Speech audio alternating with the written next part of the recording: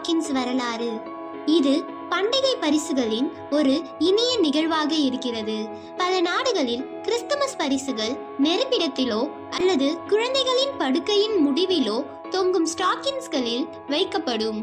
இதற்கான பழக்கம் ஏழை குடும்பத்திற்கு உதவுவதை நோக்கமாக கொண்ட செயின்ட் நிக்கோலஸின் கருணை முயற்சியில் தொடங்கியது. ஒரு கதைப்படி அவர் நெருப்பிடத்தில் இருந்த ஜன்னலில் உலருவதற்காக வைக்கப்பட்ட ஸ்டாக்கின்ஸ்களில் தங்க நாணயங்களை இறக்கினார். காலங்காலமாக ஸ்டாக்கின்ஸ்களில் பழங்கள், பரிசுகள் மற்றும் பல இனிப்புகள் வைக்கப்பட்டன. இன்று உண்மையான நாணயங்கள் அல்லது பழங்களை விட சாக்லேட் நாணயங்கள் ஸ்டாக்கின்ஸ்களில் மிகவும் பொதுவாக பயன்படுத்தப்படுகிறது. ஸ்டாக்கின்ஸ் மேல் கேண்டி கேன் ஒட்டி கொண்டிருப்பதை நம்மால் பார்க்க முடிகிறது.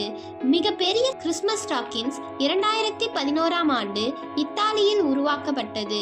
இது 51 மீட்டர் நீளமும் 21 மீட்டர் அகலமும் கொண்ட இந்த ஸ்டாக்கின்ஸ் எண்ணற்ற பரிசுகளை கொண்டிருந்தது.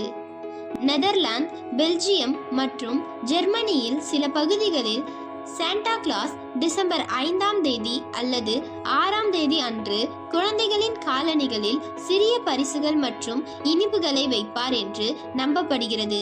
இதை செயின்ட் நிக்கோலஸ் ஈவ் மற்றும் செயின்ட் நிக்கோலஸ் தினம் என்று அழைப்பர். இந்த குழந்தைகள் அவர்கள் சாண்டா கிளாஸின் குதிரைகளுக்காக தங்கள் காலணிகளில் வைக்கோல் மற்றும் கேரட் விட்டு செல்லலாம்.